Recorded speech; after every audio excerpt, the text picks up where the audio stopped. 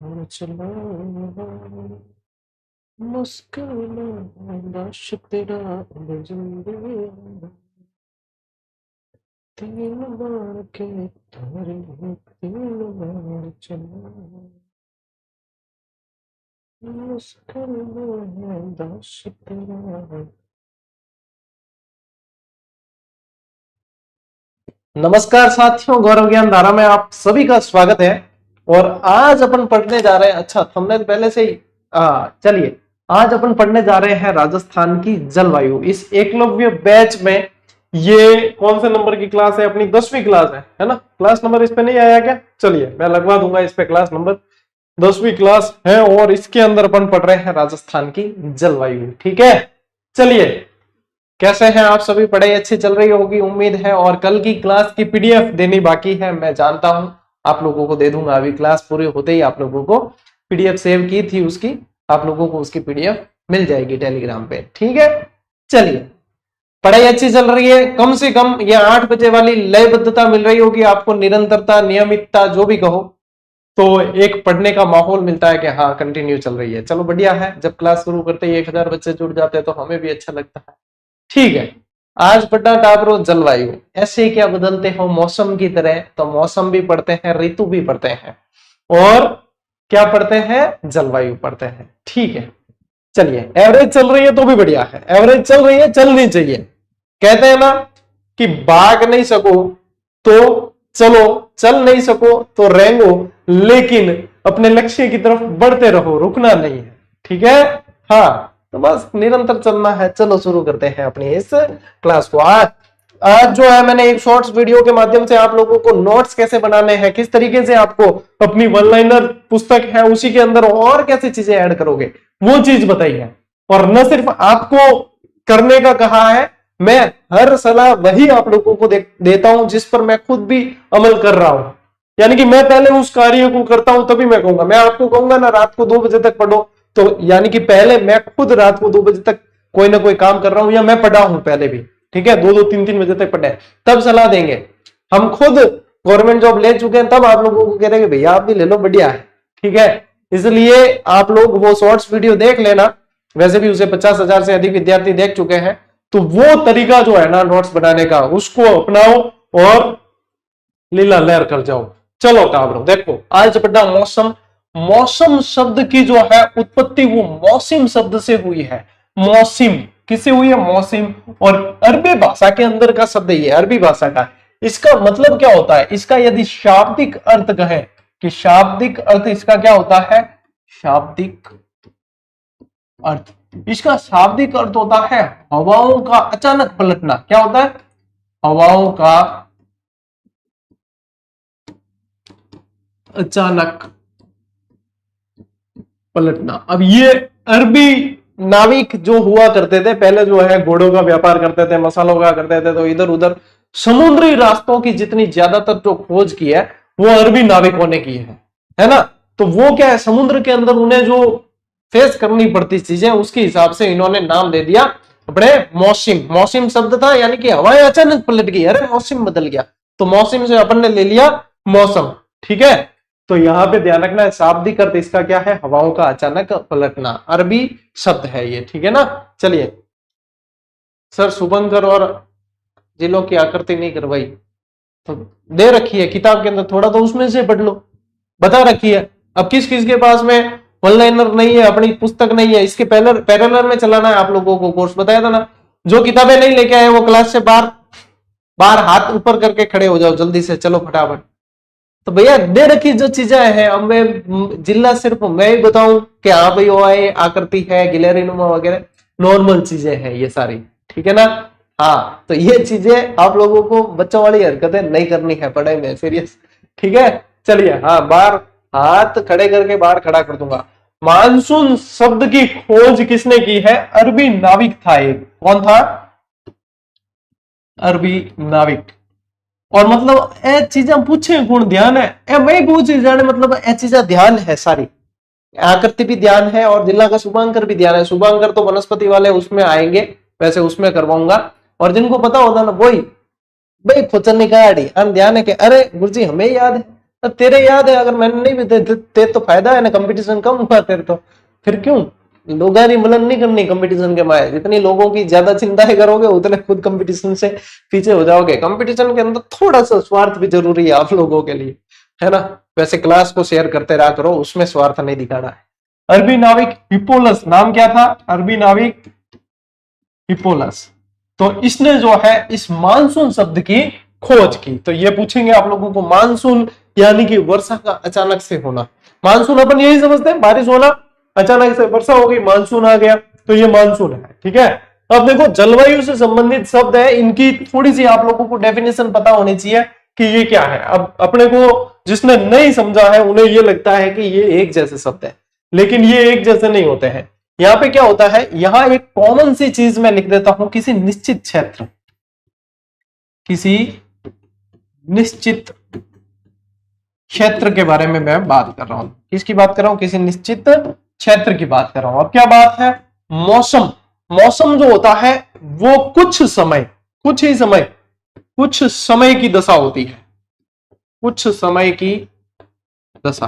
ये निश्चित क्षेत्र ध्यान रखना है, ये कुछ समय की दशा होती है, यानी कि कुछ घंटों की भी हो सकती है। अपन देखते हैं अभी बाहर धूप थी, अब अचानक से बरसात होने लगी है, और अचानक से सर्दी पड़ने लग गई, गर्मी पड़ने लग गई, तो ये मौसम जो है अचानक बदल गया। इसलिए कई बार लोगों को भी कहते हैं जो अचानक बदल जाता है कि ये मौसम की तरह बदल जाता है। ठीक है, तो यहाँ पे आपको ध्यान रखना है कि ये कुछ समय की जो है दिशा होती है। ऋतु होती है, ऋतु में ध्यान रखना है कुछ माह। ऋतु में क्या ध्यान रखना है? कुछ माह की दशा का रूप होता है, और ये किसी निश्चित क्षेत्र के लिए कुछ माह। ऋतुएं आप लोगों को पता है, वैसे षड ऋतु देखे तो साल में 6 ऋतु हो गई, और वैसे अगर सर्दी गर्मी बरसात भी देखोगे तो अपने हो गई 3 ऋतु, तो कम से कम अपने को ध्यान में रखनी है। तो ऋतु कैसी है? तो कुछ महीने। अभी क्या चल रहा है? बारिश का सीजन चल रहा है, तो यानी कि ये ऋतु कैसी है? वर्षा की ऋतु है। गर्मी आएगी, गर्मी की ऋतु, सर्दी आएगी, सर्दी की ऋतु। तो ये ध्यान रखना है। और जलवायु क्या होती है? किसी निश्चित क्षेत्र की कम से कम जो है 30 वर्षों की दशा होती है, 30 वर्षों की दशा होती है, वो वहां की जलवायु होती है। यानी कि इसको कहते हैं ना अपने हवा पानी, क्या वहां की आबो हवा कैसी है, क्या कहते थे? साधारण चीजों को, मतलब जीके को बहुत साधारण बनाओ, कनिष्ठ नहीं बनाना। जल का मतलब क्या है? पानी। वायु का मतलब क्या है? हवा। वहां के हवा पानी कैसे है? और मारवाड़ कई बार देशावर जावे नहीं छोरा कमाने, तो वे पाछा आ जाया करे, क्योंकि जोर पड़े कमाने को तो भी पाछे आ जाए। पाछा आए क्या खाली हुई क्या हवा पानी सूट कौन कर गया, क्या वहां के हवा पानी से सूट नहीं किए? क्या सूट नहीं किए? घर की परिस्थितियां यदि देखोगे तो सब सूट करेंगे, लेकिन बस आपने क्या सोलियार बड़ा हुआ पाछा आ करे। तो यहाँ पे ध्यान रखना है, हवा पानी किसको कहते हैं? जलवायु। यानी कि इसको वहां के जलवायु सूट नहीं हुई, इसको वहां का क्लाइमेट सूट नहीं हुआ, ये चीज कहते हैं कि भाई ये जलवायु। बस जितना इजी लोगे ना इसको। अब जलवायु कैसी होती है? वहां की समान सी होती है। जैसे अपने राजस्थान की उपोष्ण जलवायु है, ठीक है ना। राजस्थान उपोष्ण है, भारत की देखे तो शीतोष्ण है। कर्क रेखा जहां से गुजरती है वो उष्ण जलवायु है। भूमध्य रेखा के वहां पे कैसी होती है? आर्द्र जलवायु होती है, वहां पे नमी वाली जलवायु होती है। ठीक है, वैसे बहुत ज्यादा गर्मी होती है लेकिन नमी होती है, आर्द्रता ज्यादा होती है। तो ये सारी चीजें आप लोगों को बेसिक जाननी जरूरी है किसके अंदर? अपने जलवायु। स्क्रीनशॉट ले लो, लेना चाहो तो फटाफट।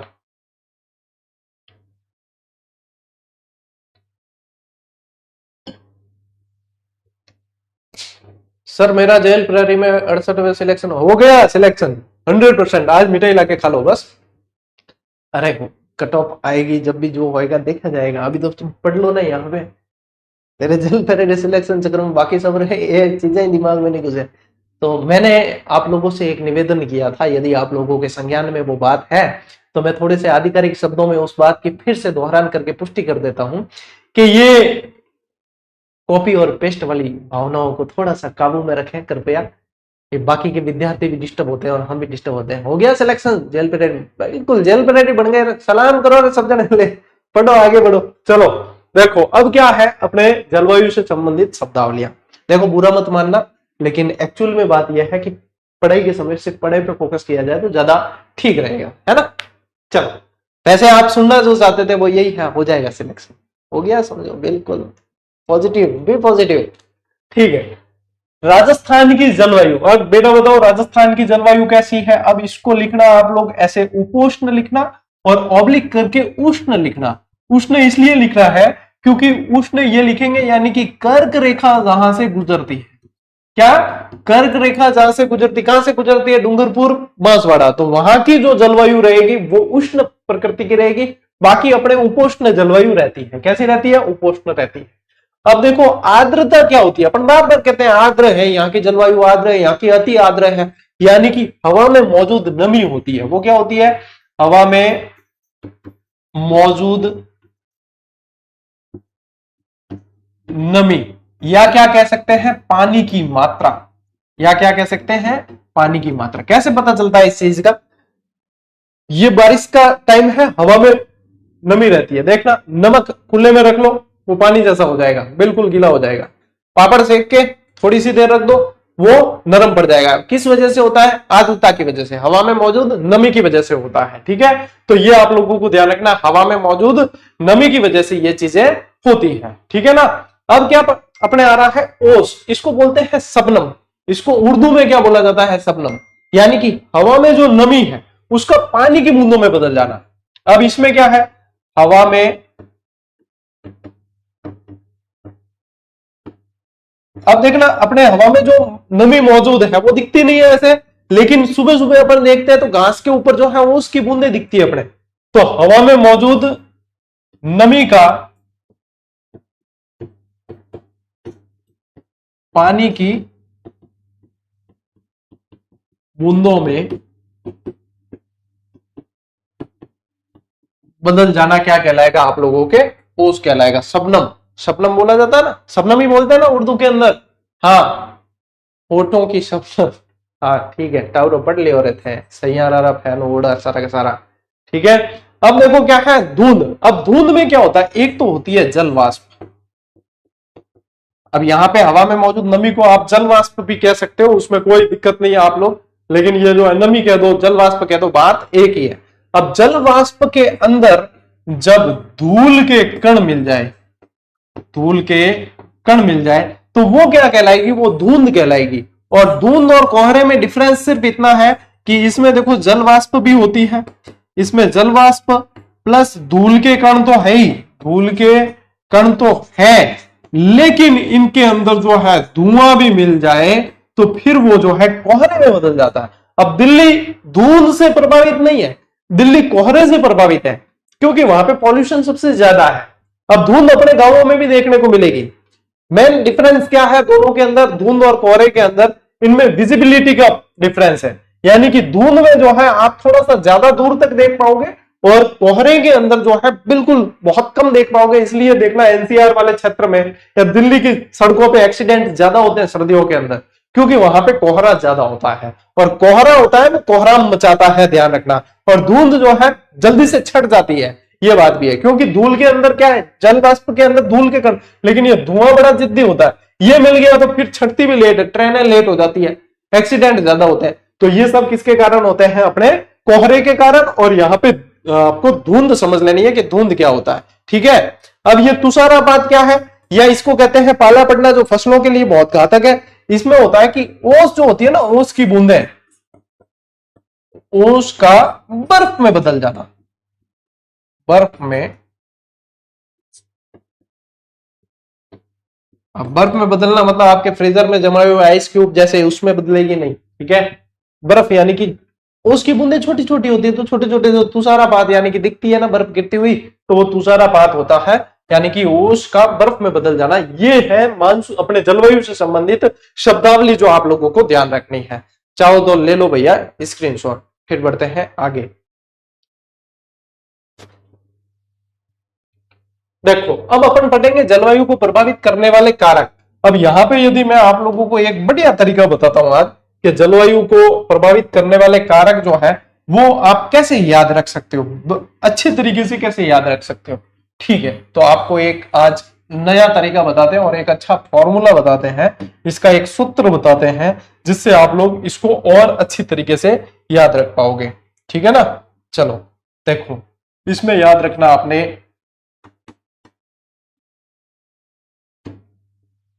वो कह रही है कि इन्हें क्यों नहीं ले सका, क्यों? Unable to recognise this language, do you want to install the handwriting record? कौन लेना है, मैं यही लिखता। देखो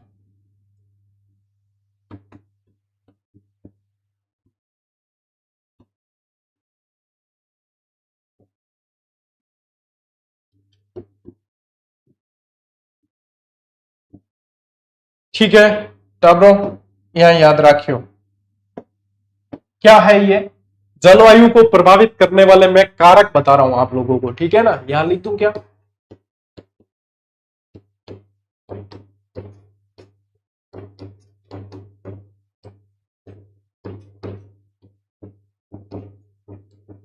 अभी मजा आएगा आप लोगों को, देखना इस तरीके से अच्छे से याद हो जाएगा। अब ये लैंड फॉर्म्स नाम से आप लोगों को एक सूत्र याद करना है।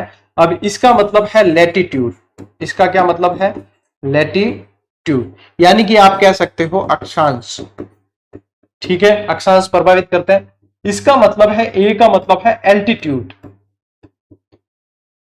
एल्टीट्यूड यानी कि आप कह सकते हो ऊंचाई, ऊंचाई भी प्रभावित करती है, ठीक है, लाइट गई।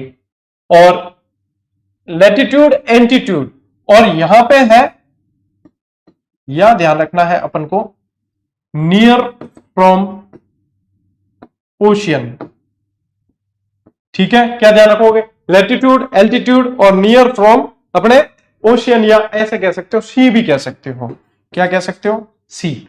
ये क्या है, डी यानी डायरेक्शन,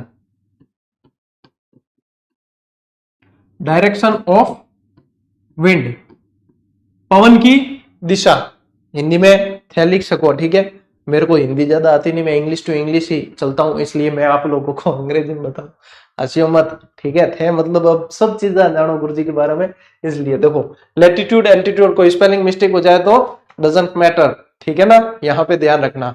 ये क्या आ गया, latitude altitude, near from ocean या सी, डायरेक्शन ऑफ विंड, फिर आप लोगों के एफ से आ जाएगा फॉरेस्ट, यानी कि वन, वन्य क्षेत्र भी प्रभावित करता है। अब ये क्या है, ये है आप लोगों के ओशियन,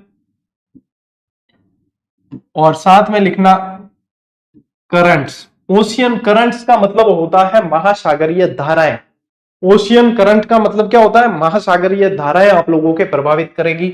और यहां पे क्या आएगा, रेनफॉल, रेनफॉल्स यानी कि बारिश, बारिश की बूंदें, ठीक है ना। यहां पे आएगा आप लोगों के माउंटेन्स, क्या आएगा, माउंटेन्स प्रभावित करेंगे, ठीक है। और ये एस का मतलब है सॉइल।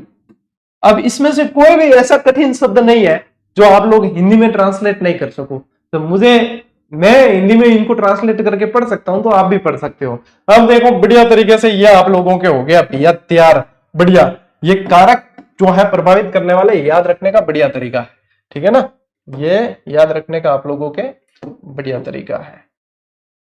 देखो एक तो क्या है आप लोगों के, altitude, latitude, near from ocean या सी, समुद्र से दूरी प्रभावित करती है, डायरेक्शन ऑफ विंड यानी कि हवा की, पवनों की जो दिशा है वो प्रभावित करती है, फॉरेस्ट यानी वन्य क्षेत्र प्रभावित करते हैं, रेनफॉल मृदा ये भी प्रभावित करती है, माउंटेन्स प्रभावित करते हैं, और क्या प्रभावित करते हैं, आपके ओशियन करंट यानी कि महासागरीय धाराएं। और इस तरीके से बेटा ये हो गई मेन बातें कि ये चीजें आप लोगों के प्रभावित करती है, ठीक है।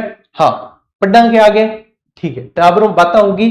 चलो अब देखो, अब आप लोगों को नोट्स मेकिंग पैटर्न पे भी मैं ले जाता हूं, और एक दो चीजें एक्स्ट्रा ही आप लोगों को मिलेगी, ठीक है। अब देखो समझो इस चीज को, सबसे पहली चीज तो ये समझनी है यहाँ पे कि आप लोगों के समुद्र से अपने राजस्थान की दूरी कितनी है। राजस्थान किसी भी तरह की समुद्री सीमा नहीं बनाता है, सारी की सारी स्थलीय सीमा है। अब देखो राजस्थान के 5 में 5 यदि कोई समुद्र पूछे कि वो कौन सा है, तो फिर वो तो है अरब सागर, कौन सा है, अरब सागर, ठीक है। या महासागर पूछ ले तो हिंद महासागर का हिस्सा है। अब इसमें देखो बंगाल की खाड़ी जो है ना वो सर्वाधिक दूर है, क्योंकि 2900 किलोमीटर दूर है। अब बंगाल की खाड़ी यानी कि राजस्थान है इस दिशा में, और जाना है भारत के उस दिशा में, तो वहां पे बंगाल की खाड़ी जो है 2900 किलोमीटर पड़ती है। और अरब सागर जो है वो 400 किलोमीटर पड़ रहा है, अरब सागर 400 किलोमीटर पड़ रहा है। लेकिन अरब सागर के ही दो भाग हैं, इनको समझना, एक तो है खंबात की खाड़ी जो 275 किलोमीटर दूर है, और एक है कच्छ की खाड़ी जो 225 किलोमीटर दूर है। अब ये देखो ये है अपने गुजरात का मैप, ठीक है, राजस्थान का नहीं है, ये है गुजरात का मैप। अब यहाँ पे ये जो एरिया है, ये जो एरिया है ये है कच्छ की खाड़ी। ये कौन सा है? कच्छ की खाड़ी वाला एरिया है। ये ऊपर कच्छ डिस्ट्रिक्ट ही पड़ता है।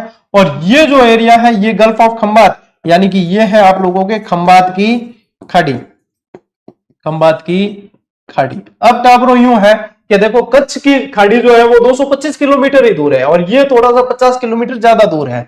कई बच्चे क्या करते हैं, इसको और इसको जोड़ देते हैं और उसके बाद में कहते हैं गुरुजी 400 तो नहीं हो रहे, 500 हो रहे हैं। और अरब सागर आपने 400 लिखा है, तो इतना ज्यादा दिमाग नहीं लगाना है, क्योंकि इसीलिए मैंने बताया कि इनको जोड़ना ही नहीं है, इनको जोड़ना ही नहीं है। ये इस तरफ है, ये इस तरफ है। जो गुजरात वाला जो ऐसे दिखता है ना, जैसे गुजरात राज्य ने मुंह खोल रखा है किसी तरीके से ऐसे आकार में, तो वहां पे एक दूसरी दिशा में, एक दूसरी दिशा में, तो इसको जोड़ना नहीं है। यदि डायरेक्ट दूरी पूछते हैं तो अपने ध्यान रखना है कि 400 किलोमीटर अरब सागर बढ़ता है, ये 225 अलग है, 275 अलग है, एक्स्ट्रा दिमाग नहीं लगाना है, ठीक है। कभी कभी 5 स्टार खा लेनी चाहिए, ज्यादा कुछ नहीं किए बिना भी चीजें आसान हो जाती है। तो ये फालतू का दिमाग नहीं लगाना है, जो चीज यहाँ पे समझे उस चीज को बढ़िया तरीके से ध्यान रखना। अब देखो टाबरो, यहाँ पे प्रभावित करने वाला कारण देखो अक्षांशीय और देशांतरीय स्थिति है। अब यहाँ पे जो है आप कहोगे कि सर यहाँ पे तो आपने जो है सिर्फ क्या लिखा है, लैटिट्यूड लिखा है, लॉन्गिट्यूड तो लिखा ही नहीं। तो वो भी एल लिखा हुआ है ना, आप लिख लेना, लैटिट्यूड एंड लॉन्गिट्यूड दोनों कर देना, यानी कि अक्षांश और देशांतरीय स्थिति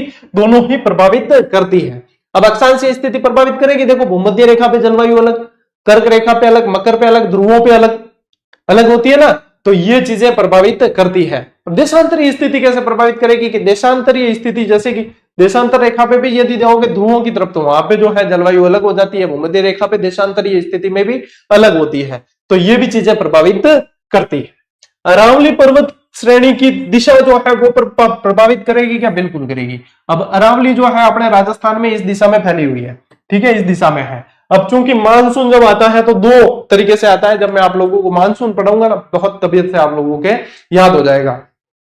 अब मानसून जो अरब सागरीय मानसून आता है ना, वो इसकी समानांतर दिशा में यूं सीधा निकल जाता है, शाये करता, और इधर से बंगाल की खाड़ी वाला मानसून आता है झूम के, और फिर ये यहाँ पे रुक जाता है। तो अरावली कहती है भैया आया झूम के तो बरस भी झूम के। अरावली उसके बीच में सीना तान के खड़ी रहती है, उसको बरसना पड़ता है, हल्के होने पड़ते हैं बादलों को आगे बढ़ने के लिए। तो यहाँ पे इस तरफ जो है बारिश ज्यादा होती है और इस तरफ होती है कम। और ये आप लोगों को बताइए कि अरब सागरीय मानसून 10% ही वर्षा करता है, 10 से 15। बंगाल की खाड़ी का ज्यादा मानसून वर्षा करता है। ये कल बारिश वाला अपन कल समझेंगे, ठीक है। तो ये चीजें प्रभावित इस तरीके से करती है। अब आओ थार मरुस्थल का प्रभाव, ये कैसे प्रभावित करेगी? देखो यहाँ पे शुष्कता है, अरावली के कारण ही वृष्टि छाया प्रदेश पड़ता है, शुष्कता है पूरी तरीके से, थार की जो है मिट्टी शुष्क है, वनस्पति मरुद्भिद है, तो वहां पे ये चीजें जलवायु को, हवा पानी, क्या कहा कि हवा पानी प्रभावित होगी, शुष्कता ज्यादा पाई जाएगी, तो ये चीजें भी प्रभावित करेगी। ये आते हैं ऑप्शन में आप लोगों के, ठीक है। फिर समुद्र तट से दूरी क्या प्रभावित करती है? बिल्कुल, देखो समुद्र तट के निकटता होगी तो आर्द्रता अधिक होगी, समुद्र तट से दूरी होगी तो आर्द्रता कम होगी। लेकिन वर्षा का भी प्रभाव पड़ता है, समुद्र तट के निकट ज्यादा होती है, समुद्र तट से दूर फिर कम होती है। सर 4th ग्रेड में क्या होगा? मोटिवेशन तो होना, सिलेक्शन होगा, बस ये मोटिवेशन। चलो आगे बढ़ो। धरातल की ऊंचाई से प्रभाव, 4th ग्रेड के लिए अभी 5 बजे लाइव आकर वीडियो बनाकर गया हूं, उसे देख लेना, है ना। बस सिलेक्शन है। सुरभि ने किया है कमेंट, किसने किया है? हाँ सुरभि नहीं, 4th ग्रेड में क्या होगा? डूंगर सिंह करियो है, डूंगर सा सिलेक्शन है, सिलेक्शन होगा और कुछ नहीं, वही होगा जो मंजूर खुदा होगा। पूछना क्या है? धरातल की ऊंचाई से प्रभाव, ठीक है। अब धरातल की ऊंचाई, उच्च वच्च का फर्क पड़ता है, ऊंचाई से प्रभाव कैसे पड़ेगा? मान लो पहाड़ी क्षेत्र है तो ऊंचाई के आधार पर क्या होता है, 165 मीटर ऊंचाई पर 1 डिग्री तापमान गिरता है, 1 डिग्री तापमान गिरता है। और गहराई में जाएंगे तो 32 मीटर गहराई पे जाने पे 1 डिग्री तापमान की वृद्धि होती है। तो तापमान प्रभावित होना है, यानी कि जलवायु प्रभावित होनी है।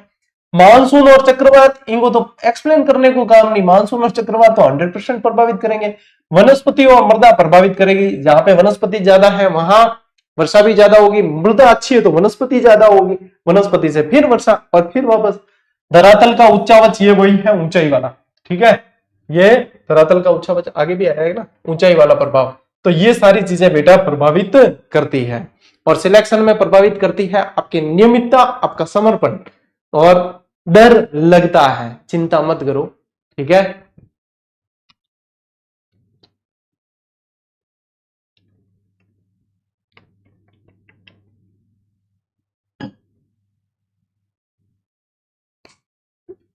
चलो आगे बढ़ा।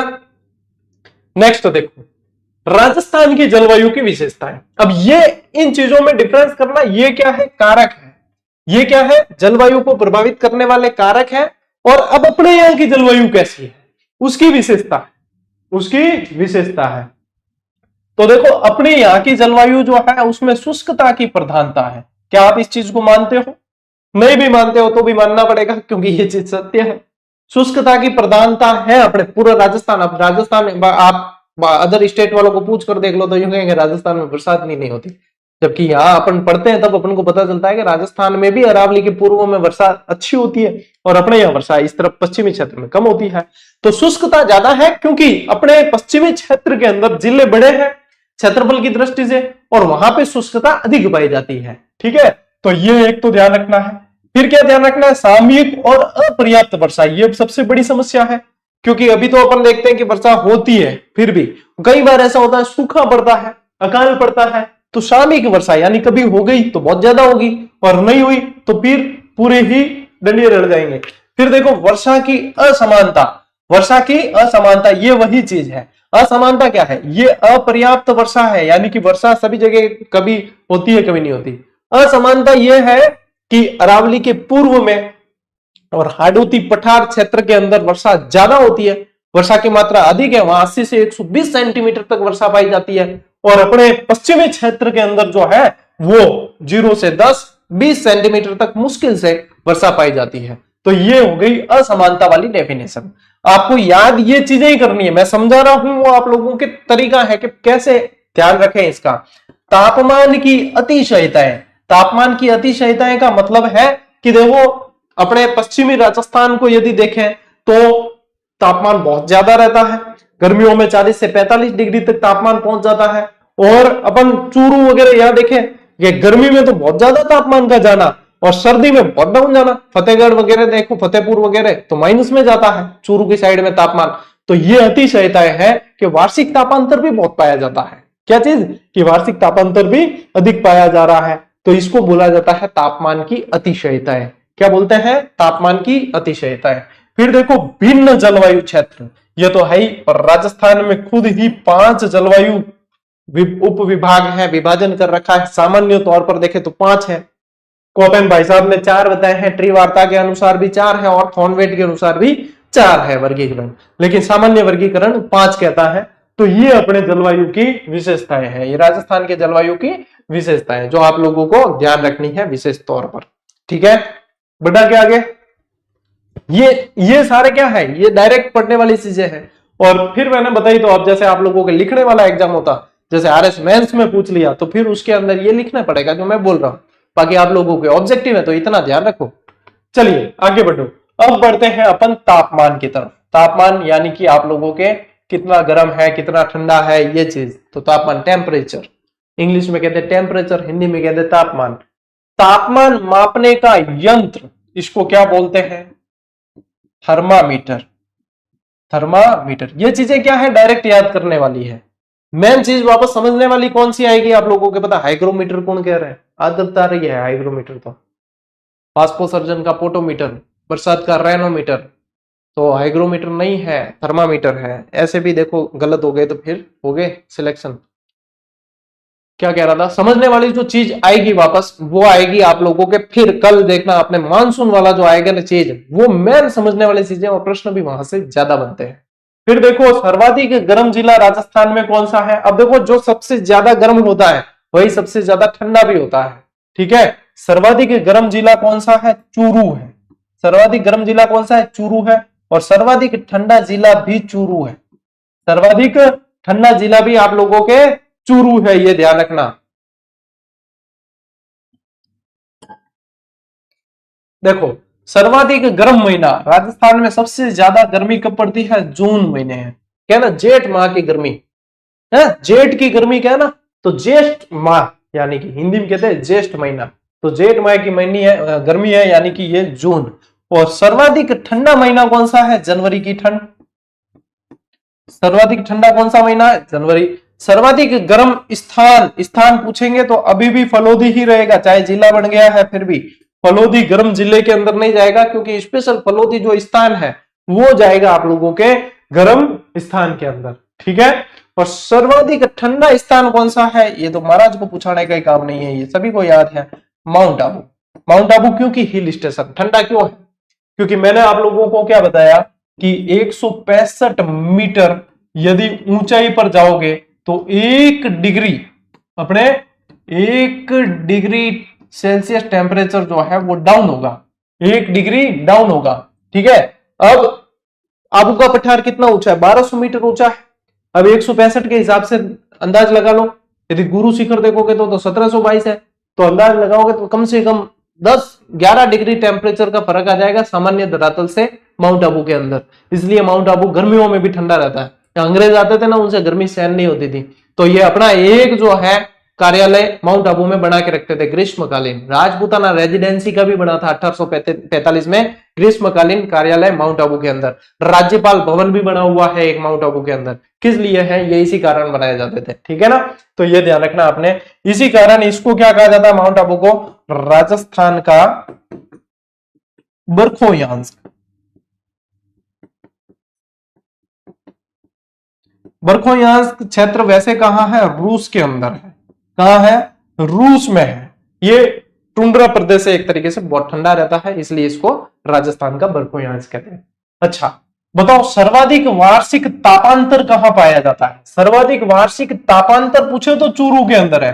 क्यों है, क्योंकि देखो सबसे गर्म जिला कौन सा, चूरू, सबसे ठंडा चूरू। लेकिन दैनिक तापांतर के अंदर आप लोगों के चूरू नहीं आएगा, दैनिक तापांतर सर्वाधिक पूछेंगे वहां पे आएगा जैसलमेर, जैसलमेर आएगा। दैनिक तापांतर का मतलब है कि दिन में तो ज्यादा गर्म हो जाए और रात में ज्यादा ठंडा हो जाए। क्यों होता है, क्योंकि वहां की एक तो रेत और एक चूना मिट्टी वहां पे पाई जाती है, ठीक है, जमीन के अंदर चूना मिट्टी पाई जाती है, उस कारण दैनिक में जैसलमेर ध्यान रखना है। ज्यादा में आप लोगों को क्या ध्यान रखना है, अपने चूरू। सबसे कम वार्षिक तापांतर पूछेंगे तो आप लोगों को ध्यान रखना है डूंगरपुर, दोनों के अंदर ही, यहां पे भी डूंगरपुर और यहां पे भी डूंगरपुर, क्योंकि डूंगरपुर से क्या है, कर्क रेखा निकलती है। और औसत वार्षिक तापमान पूछे तो 38 डिग्री सेल्सियस, ठीक है।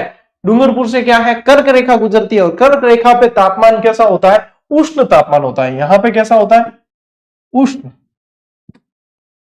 ये कैसी जलवायु है, यहां पे उष्ण जलवायु पाई जाती है,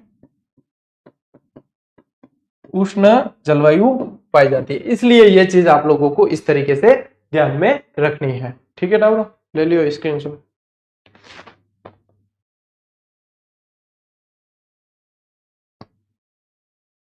ठीक है, बात दिमाग में आ रही है, ये चीजें आसान है, इनको क्या करो ऐसे का ऐसे, जैसे मैंने लिखा है वैसे लिख के याद करो, या लिखा हुआ है तो फिर एक तरफ एक हाथ रखो और हाथ रख के फिर देखो कि आप लोगों के दिमाग में ये चीजें छपी है या नहीं छपी है, आप लोगों के है या नहीं है, ठीक है, आ रहा है कि नहीं, ठीक है। चलो आगे बढ़ो।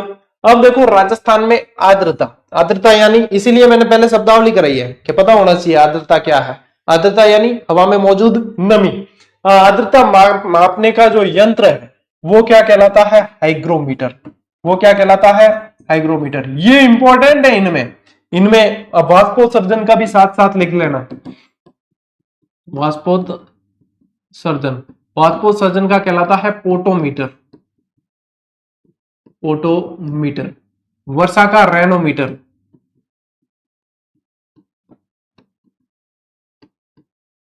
ठीक है, ये चीजें ध्यान में रखनी है, ठीक है। अब देखो राजस्थान का सर्वाधिक आर्द्र जिला कौन सा है, झालावाड़। कौन सा है, झालावाड़, ठीक है।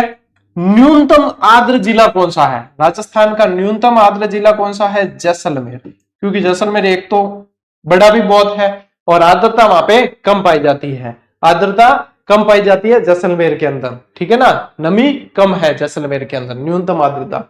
सर्वाधिक आर्द्र स्थान कौन सा है राजस्थान में, यहां पे फिर माउंट आबू आएगा, यहां पे फिर माउंट आबू आएगा। इसके दो कारण हैं, एक तो यहां पे तापमान कम, दूसरा यहां पे वर्षा ज्यादा। तो इसमें सर्वाधिक के अंदर तो अपने न्यूनतम, सर्वाधिक आर्द्र स्थान में कौन सा आएगा, अपने माउंट आबू आएगा। और न्यूनतम आर्द्र स्थान के अंदर कौन सा आएगा, फलोदी आएगा। न्यूनतम आर्द्र स्थान के अंदर फलोदी आएगा, क्योंकि फलोदी सर्वाधिक शुष्क स्थान है। ये कैसा है, सर्वाधिक शुष्क,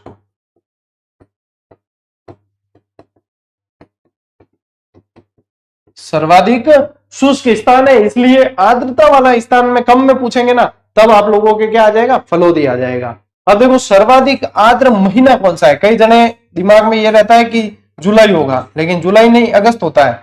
क्यों होता है, क्यों जुलाई में मान लीजिए वर्षा थोड़ी सी लेट भी हुई तो अगस्त में तो 100% होती है।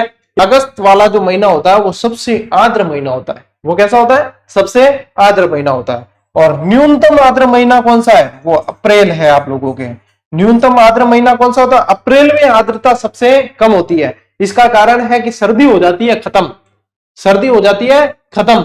अब जून क्यों नहीं है आर्द्र, ये भी तो दिमाग में आना चाहिए, क्योंकि जून में कई बार वर्षा हो जाती है, इसलिए जून सबसे आर्द्र के अंदर नहीं आता। अप्रैल ऐसा है, अप्रैल में वर्षा नहीं होती, अप्रैल में संभव ही नहीं है, होती नहीं है। ठीक है, क्यों, क्योंकि सर्दी में मान लो जनवरी फरवरी में हो गई मावठ वाली, मार्च निकल जाएगा, अप्रैल में नहीं होगी। और मई में तो फिर वापस, जैसे मानसून कभी जल्दी आ गया तो मई में हो जाए मान लो, तो इसलिए अप्रैल सबसे शुष्क है महीने के अंदर, और सबसे न्यूनतम आर्द्र वाला महीना कौन सा है, आपके अप्रैल है। ठीक है, कौन सा है, अप्रैल है। अब देखो क्या पूछा है, सर्वाधिक आर्द्र संभाग कौन सा है। अब देखो बांस अपने झालावाड़ किसके अंदर आता है, झालावाड़, कोटा वगैरह, तो ये कोटा संभाग, कौन सा है, कोटा संभाग। और न्यूनतम आर्द्र संभाग जैसलमेर किसमें है, जोधपुर के अंदर, तो यहां पे आएगा आप लोगों के जोधपुर। फिर देखो सर्वाधिक आर्द्रता समय कब है, यानी आर्द्रता सबसे ज्यादा 24 घंटे के अंदर कब होगी, तो सबसे ज्यादा होगी सुबह के 5 बजे। कब होगी, सुबह 5 बजे सबसे ज्यादा आर्द्रता होगी। और न्यूनतम आर्द्रता का समय कब होगा, दोपहर 3 बजे, दोपहर 3 बजे न्यूनतम आर्द्रता का समय होगा। शीतकाल में सर्वाधिक आर्द्रता कौन से जिले में होती है, श्रीगंगानगर में होती है। कहां होती है, श्रीगंगानगर में।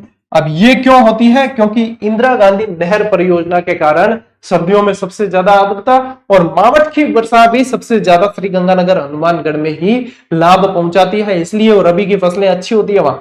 तो ये चीजें हैं जो आप लोगों को ध्यान रखनी है बेसिक, और ये याद रहनी चाहिए सारी की सारी। ठीक है, ले उठा ब्रो स्क्रीनशॉट, फर्स्ट बढ़ना आगे। शाबाश, आज 2700 लाइव जुड़ गए, वेरी गुड।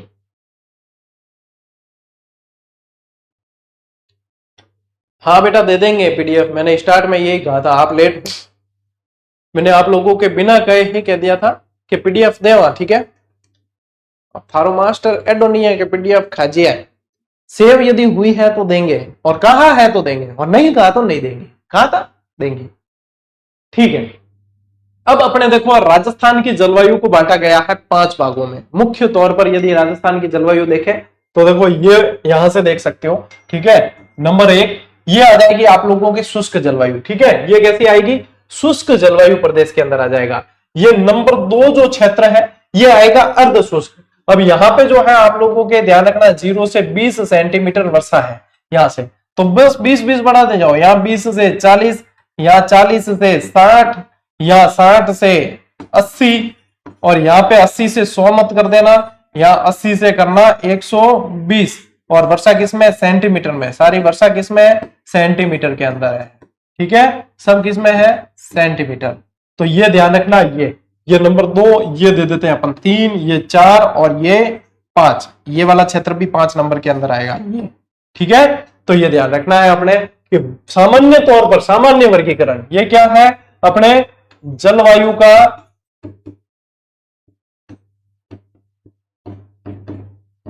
सामान्य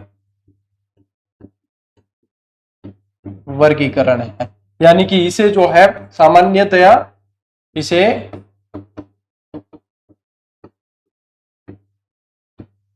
पांच भागों में बांटा गया है।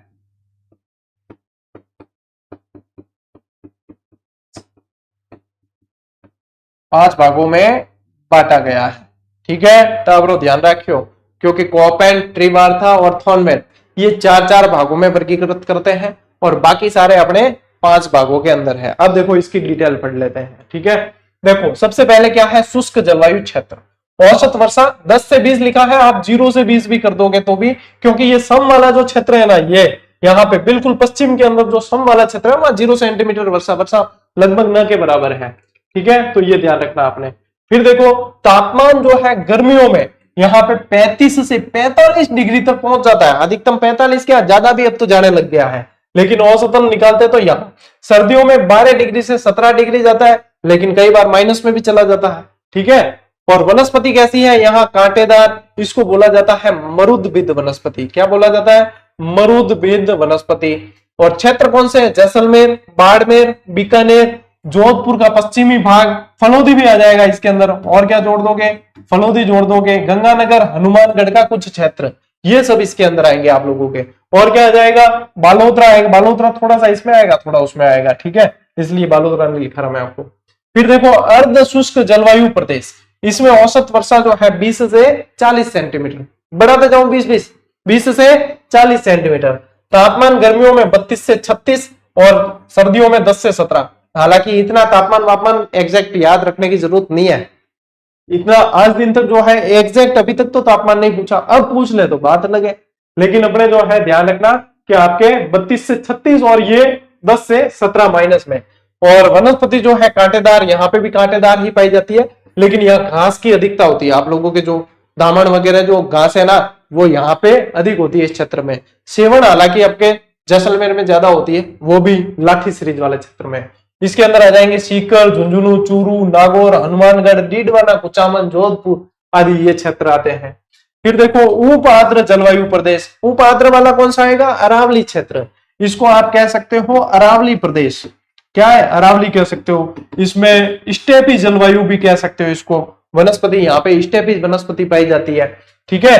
वर्षा 40 से 60, तापमान 28 से 32 डिग्री सेल्सियस, सर्दियों में 12 से 18।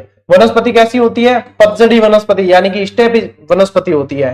क्षेत्र आ गए जयपुर, नागौर, पाली, जालोर, और साथ में ध्यान रखना अरावली के अंदर जितने जिले पड़ते हैं वो सारे के सारे यहाँ पे। आर्द्र जलवायु प्रदेश, औसत वर्षा देखो 60 से 80 सेंटीमीटर, तापमान गर्मी में 32 से 36, यहाँ पे भी 32 से 36 है। और सर्दियों में जो है 10 से 17, वहां पे भी 10 से 17 ही है। ठीक है। वनस्पति यहाँ पे पाई जाती है मिश्रित सघन पतझड़ वन। यहाँ कैसी पाई जाती है? मिश्रित सघन पतझड़ वन वनस्पति यहाँ पे पाई जाती है। प्रमुख क्षेत्र कौन कौन से हैं? यहाँ पे आप कह सकते हो कि ये जो क्षेत्र है इसमें आएगा आप लोगों के मैदानी भाग। कौन सा आएगा? मैदानी भाग आएगा। पूर्वी मैदान जो पड़ा है ना, वो इसके अंतर्गत आपके आ जाएगा। ठीक है ना। तो यहाँ पे देखो भरतपुर, धौलपुर, सवाई माधोपुर, करौली, टोंक, अलवर, राजसमंद, उदयपुर, चित्तौड़गढ़, ये जिले आते हैं। ठीक है। और फिर बचा आपके अति आर्द्र जलवायु प्रदेश। अब इसमें क्या है? अति आर्द्र यानी कि भारी वर्षा हो रही है। यहाँ पे वर्षा की मात्रा 80 से 120 सेंटीमीटर तक है। कितनी है? 80 से 120 सेंटीमीटर तक है। यह जलवायु सर्वाधिक जो है झालावाड़, माउंट आबू, माउंट आबू इसमें मोस्ट इंपोर्टेंट है। माउंट आबू कहां पड़ता है? सिरोही के अंदर। और इसके अलावा डूंगरपुर, बांसवाड़ा आदि जिलों में पाई जाती है। इसके अलावा आप लोग हाडोती के जिले याद रखना। इसके अंदर कौन सा क्षेत्र आ जाएगा?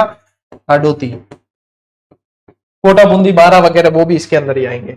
औसत वर्षा 80 से 120 सेंटीमीटर, तापमान गर्मियों में चला जाता है 30 से 38 डिग्री सेल्सियस, और सर्दियों में जो है 12 से 18। अब देखो सर्दियों में जो सबसे कम तापमान जाता है ना माइनस में, वो यहां जाता है। ये चूरू, सीकर और झुंझुनू, इसमें माइनस में चला जाता है तापमान। और या फिर जाएगा माउंट आबू के अंदर। या कहां जाता है? माउंट आबू के अंदर। तो ये सबसे ज्यादा कम जो इसमें जाता है। ठीक है। हाँ, ये बेटा नहीं दिया तो लिख लेना, ये स्क्रीनशॉट ले लेना। यहाँ पे ये सारी चीजें जो है आप लोगों को डायरेक्ट याद करनी है, सीधी सी चीजें। ठीक है। चलिए स्क्रीनशॉट ले लो। इसीलिए आप लोगों को नोट्स बनाने का तरीका बताया आज। ठीक है। अब बढ़ो आगे। देखो अब है आप लोगों के जलवायु ऋतु का वर्गीकरण, यानी कि ऋतु के आधार पे यदि देखें अपन तो मुख्य तौर पे अपने को याद रखनी है 4 ऋतु। लेकिन षड ऋतु भी देखें तो षड ऋतु भी अपने को 6 तरीके जो संस्कृत के अनुसार है वो भी ध्यान रखेंगे। अब देखो ऋतु के आधार पे देखें तो सबसे पहले ध्यान रखना ग्रीष्म ऋतु। क्या ध्यान रखोगे? ग्रीष्म। ग्रीष्म यानी आया मौसम ठंडे ठंडे डरमी कूल का, ठंडे ठंडे डरमी कूल का। आधे लोगों को तो मुझे लगता है टीवी देख के ही पता चलता होगा कि गर्मी का मौसम आ गया।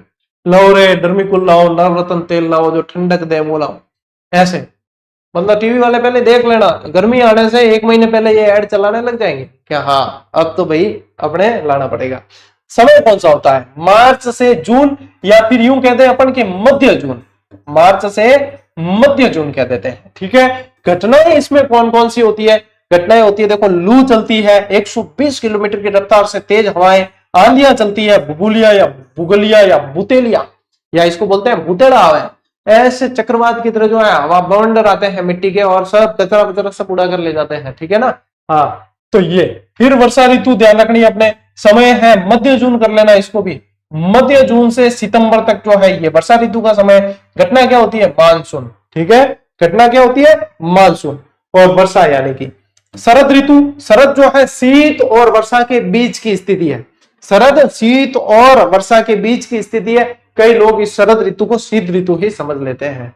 समय कौन सा है, अक्टूबर नवंबर का समय है। इसके अंदर क्या घटनाएं आती है, इसके अंदर मानसून का प्रत्यावर्तन होता है, यानी कि क्या ना, मानसून उड़ गयो, बरसात उड़ गई, हम तो क्या हम नहीं आवे, तो मानसून का प्रत्यावर्तन काल होता है वो अक्टूबर नवंबर का समय।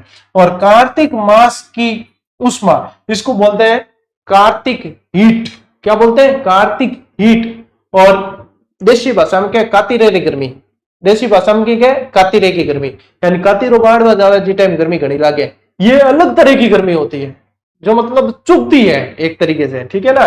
इसको कार्तिक मास की हीट या कार्तिक मास की उष्मा कहा जाता है, ठीक है।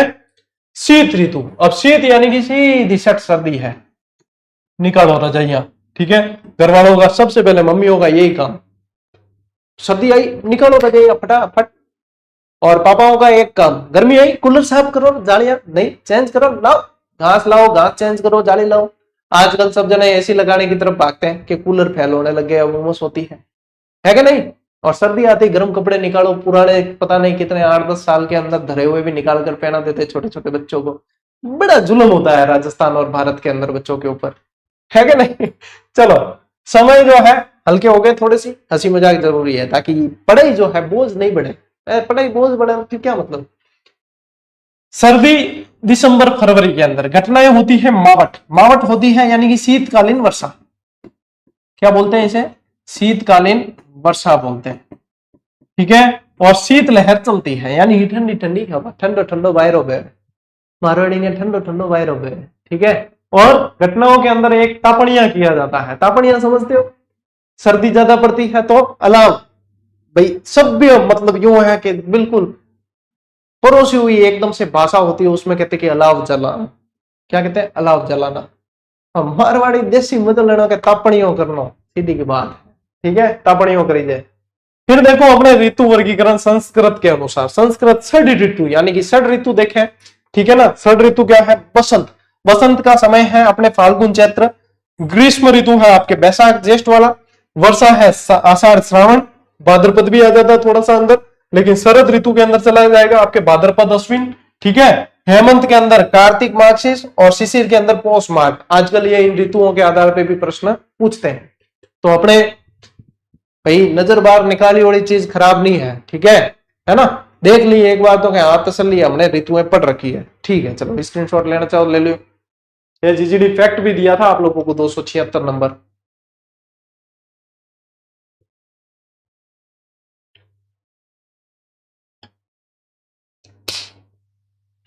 हाँ, जाडो ठंड ने कहते, जाडो ठंड को ही बोलते हैं, बिल्कुल सही है। मैं तो आप लोगों की सबकी भाषा समझता हूं, चाहे आप मेवाड़ी बोलो, चाहे आप मेवाती बोलो, चाहे आड़ूती की भाषा बोलो, लगभग सारी भाषाएं अपने ग्राह्य ग्राह्य है। अब देखो ग्रीष्म ऋतु में थोड़ा और डिटेल पढ़ना, समय मार्च से मध्य जून, समय क्या है, मार्च से मध्य जून का समय है। कर्क रेखा पर सूर्य की किरणें सीधी कब पड़ती है, बताओ देखें, कर्क रेखा पर बिल्कुल सीधी कब पड़ती है, 21 जून। कब पड़ती है, 21 जून, यानी कि उत्तरी गोलार्ध के अंदर सबसे बड़ा दिन होता है, और उत्तरी गोलार्ध में सबसे बड़ा दिन है, उस दिन अपने दक्षिणी गोलार्ध में क्या होगा, सबसे बड़ी रात होगी, क्योंकि यहाँ पे तो सबसे छोटी रात हो जाएगी, है ना। और मकर रेखा पर अपने देखो, कर्क रेखा पर 21 जून को पड़ रहा है, ठीक है, कर्क रेखा पर 21 जून को पड़ रहा है, और मकर रेखा पर जो है सूर्य की किरणें सीधी कब पड़ती है, 22 दिसंबर को पड़ती है, 22 दिसंबर।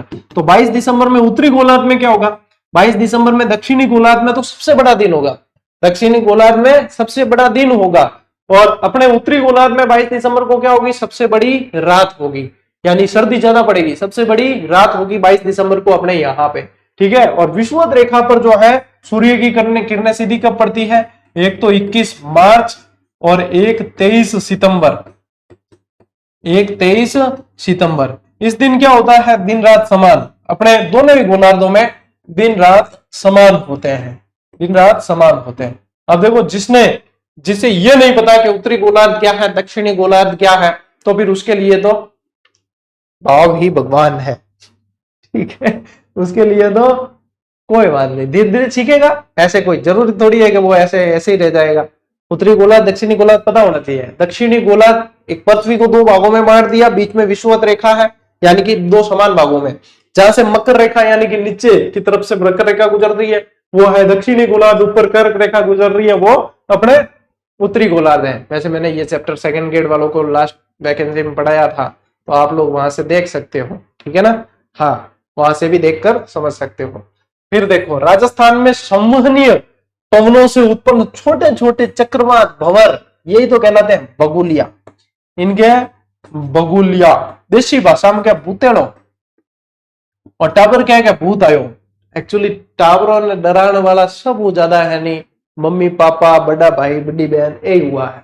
मतलब सीधी सी बात है, उसको कहना है बेटा ये हवाएं जो है एकदम एक दूसरे को काट रही है, तो ये जो है उड़ रहा है, प्रकृति का नियम है।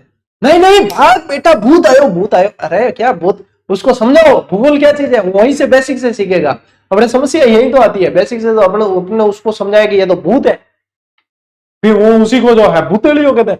और वो बच्चा जो है वो डोगरू जय भी टाइम तक वो भूतेलियो ही है, मारवाड़ में आज समस्या है, वो भी भूतेलियो ही है। वो उसको समझने की कोशिश नहीं करता है कि ये बगुलिया है, ये सामान्य पवनों से चलते हैं। मान लो पढ़ लिख गया, कंपटीशन की तैयारी वैयारी कर रहा है, अच्छा ज्योग्राफी में स्कूल में ध्यान दिया तो समझ भी जाएगा, नहीं तो क्या कहे तो भूत है, इसलिए इसको कहा भूतेलियो। ये प्रो लेवल का भूत है, इसलिए इसका नाम है भूतेलियो। 120 किलोमीटर की रफ्तार से चलने वाली हवाएं क्या कहलाती है, ये कहलाती है लू। ये स्थानीय पवनें होती है। लू कैसी होती है, स्थानीय पवनें। पवनें भी मैंने पढ़ा रखी है पूरी तरीके से, सब चैप्टर पढ़ा रखे हैं हमने। ये होती है स्थानीय पवनें। इसकी प्रकृति कैसी होती है, गर्म होती है, ठीक है। इसकी प्रकृति कैसी होती है, गर्म। अब इसकी स्पीड के अंदर कई बच्चे कहेंगे कि 140 किलोमीटर, तो कोई बात नहीं, थे यूं लिख लो 120 से 140 किलोमीटर, क्योंकि यदि मान लो मैंने 120 लिखाया और 140 किलोमीटर की रफ्तार से चल रही है, तो आप हाथ पकड़ के रोक तो नहीं सकते कि लू को, कि हमारे गुरुजी ने 120 लिखाया तो ऐसे कैसे भाग रही है। तो लिख लो 120 से 140, थे राजी रो रहे, ठीक है। तो 120 से 140 किलोमीटर, कुल मिला के ध्यान रखना इसकी प्रकृति गर्म होती है, शुष्क हवाएं हैं। और लू लगना कहते हैं ना यहाँ पे, यानी कि बहुत हालत खराब होती है लू लगने पर। स्पेशली केवड़े के फूल से जो है इलाज किया जाता है राजस्थान के अंदर। ये प्रश्न बना हुआ है कि लू लगने पर जो है कौन से केवड़े के फूल, केवड़ा, केवड़े के फूल, ठीक है, इससे ध्यान रखना, ये प्रश्न बना हुआ है। अब देखो, राजस्थान में सर्वाधिक आंधियां, आंधियां ही लू है ये मत समझना। लू की गति ज्यादा होती है, आंधियों की कम होती है, ठीक है, आंधियों की कम होती है। तो यहां पे जो है सबसे ज्यादा आंधियां कहां चलती है, श्री गंगानगर, जिसको ज्यादा ही मान सम्मान दिया आपने वहां पे अधिक है, श्री लगा दिया है। बाकी मतलब किसी जिले के आगे आपके श्री लगा हुआ नहीं मिलेगा, इसके तो पहले ही श्री लगाया है, यानी कि आंधियां यहाँ पे ज्यादा आकर्षित हो रही है। 27 दिन चलती है ये औसतन। बीकानेर में 18 दिन, जैसलमेर में 16, घटता क्रम बताया, बाड़मेर बालोतरा में 13 दिन, जोधपुर फलोदी में 9 दिन, जयपुर में 6, कोटा में 5, अजमेर ब्यावर 3, झालावाड़ में 2 दिन लगभग, ठीक है। ये कम और ज्यादा वाला ध्यान रखना, बीच वाले वैसे कम पूछे जाते हैं, ठीक है। लेकिन क्या है कि चलन चला आया है, रघुकुल रीत सदा चली आई, आंधी जो है पूरी बताई, ठीक है। जितने मास्टर हैं सभी ने बताए हैं पूरे पूरे। मैं पाछो कह दिया करूं कि ए याद नहीं भी रहना टावरों, देन लेने काम को और पहलो और लास्ट वालों याद कर लियो। बाकी ये सभी बताते तो हमें भी बतानी पड़ती है। नहीं बस कोई कहते देखो हमारे पेड कोर्स में तो हमने हमारे तो सारी आंधियां लिखाई इस जिले की, और तुम्हें तो सिर्फ ज्यादा और कम लिखे, और ध्यान नहीं काली झालर पूछे खाली ज्यादा और कम ही है, आंधिया में और क्या पूछी, कोई नहीं पूछे, ले स्क्रीनशॉट।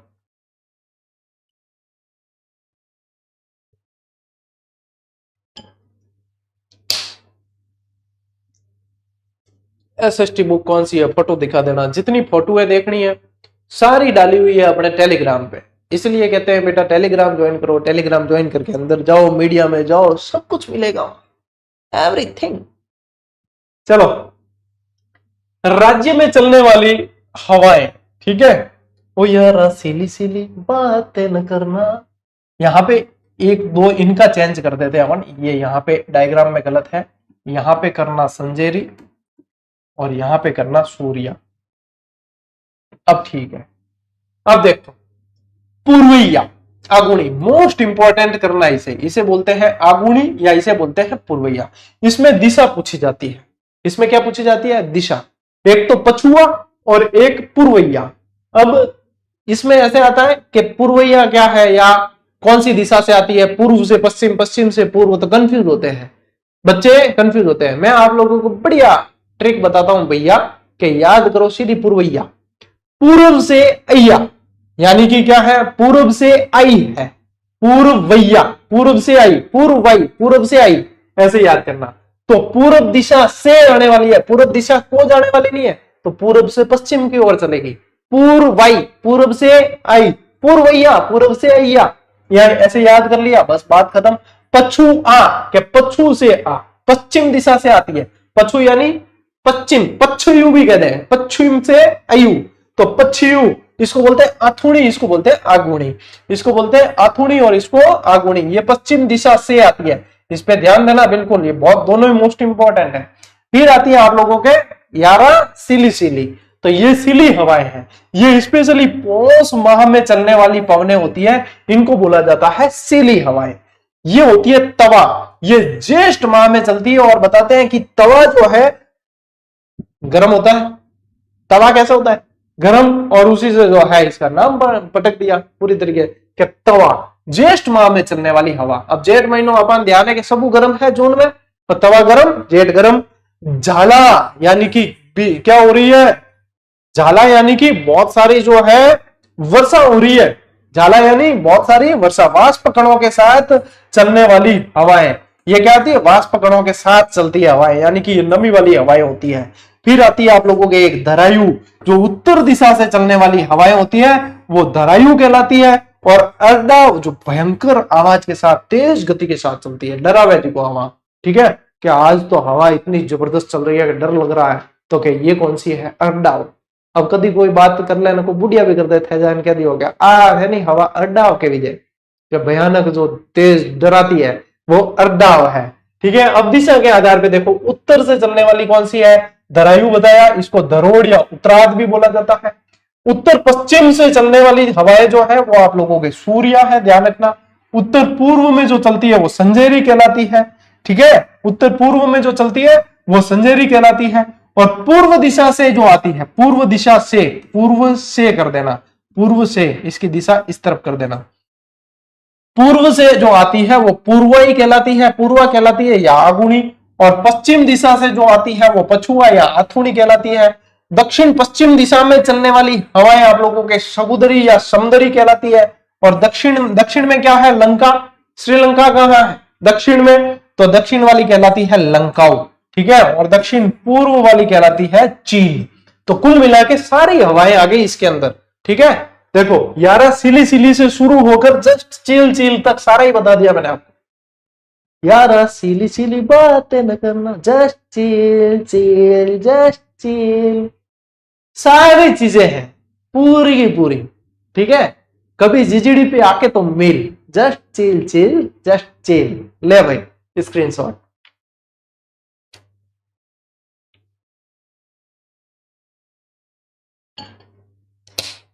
चले आगे।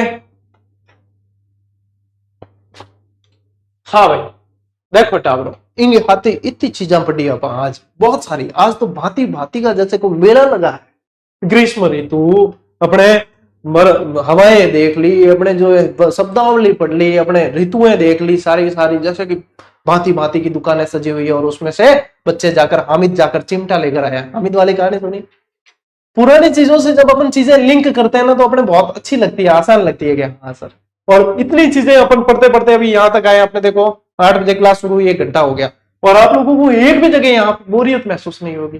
तो कुल मिला के शिक्षक का काम क्या है, पढ़ाई को रुचिकर बनाना। पढ़ना तो बेटा तुम्हें है, हमारा काम रुचिकर बनाना। अब देखो निम्नांकित में से कौन सा राजस्थान की जलवायु को प्रभावित करने वाला आधारभूत तत्व है, ठीक है। सबसे ज्यादा समुद्र से दूरी, समुद्र तल से ऊंचाई, तापमान या वनस्पति। सबसे ज्यादा प्रभावित कौन सी चीज करेगी?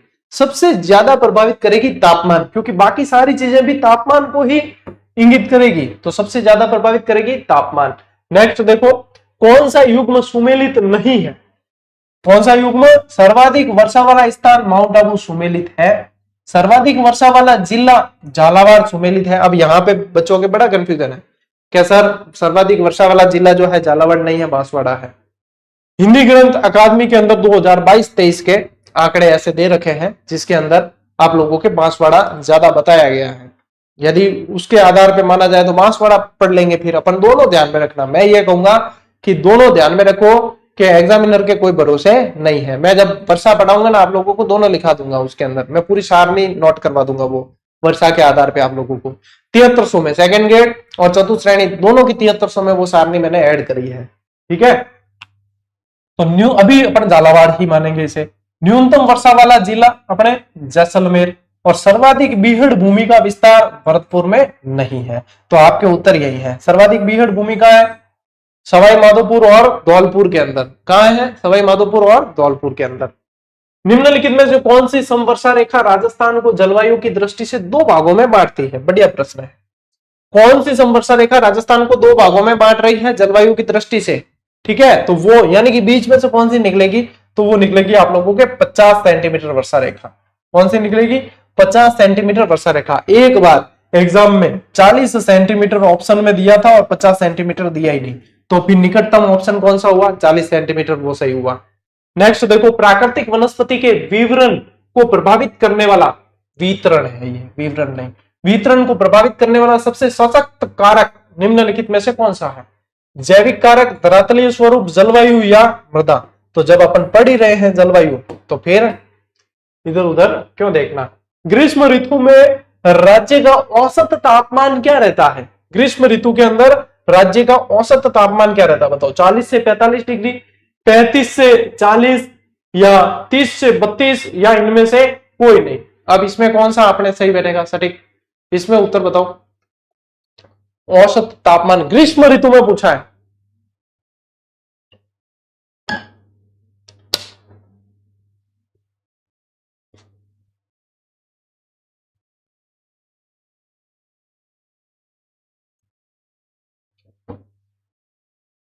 अब बताओ क्या गुरुजी ये क्यों नहीं है?